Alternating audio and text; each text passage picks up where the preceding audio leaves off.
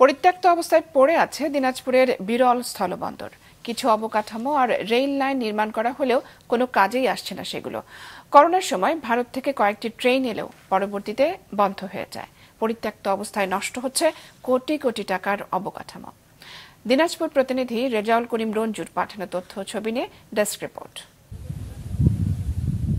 দিনাজপুরের বিরল স্থলবন্দর। বন্দরের খোলা জায়গা এখন গরুদের চারণভূমি। নতুন রেল লাইন দিয়ে এখন আর আসে না ট্রেন। কাস্টমস অফিসের ভেতরে নেই কোনো আসবাব, ময়লা আবর্জনার এক ভুতুড়ে পরিবেশ। করোনা মহামারীর সময় ভারতীয় পণ্যবাহী ট্রেন এলেও কিছুদিনের মধ্যেই তা বন্ধ হয়ে যায়।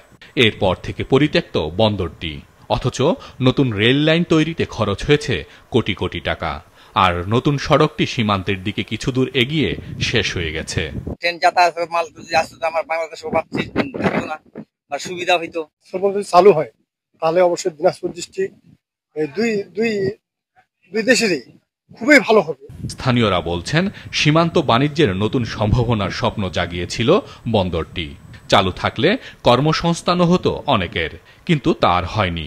আমাদের দেশের সরকারের কাছে যে এই রেলটা যেন পুনরায় আবার সুন্দরভাবে চালু করা হয় এবং সবাই যেন একটা ব্যবসা বাণিজ্য কিছু করে খেতে পারে এবং কাজকর্ম করতে পারে। এখানে মাল লোড আনলোডের ব্যবস্থা করা হয়, তাহলে আমাদের এখানে যুবক বা ভালো ভালো ছেলে মেয়েগুলো কাজে লাগবে এবং সমস্যার সমাধান হবে।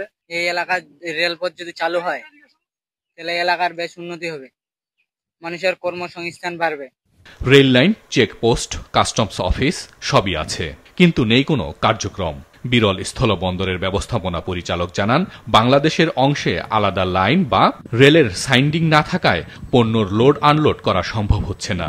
সম্ভাবনাময় একটা বন্দর যেখানে সড়ক পথে, রেল পথে বাণিজ্য আমদানি রপ্তানি হতো, করা যায় সম্ভব, বা প্যাসেঞ্জার যাতায়াত করা সম্ভব, ছোট্ট দুটো কারণ এটা বন্ধ হয়ে আছে।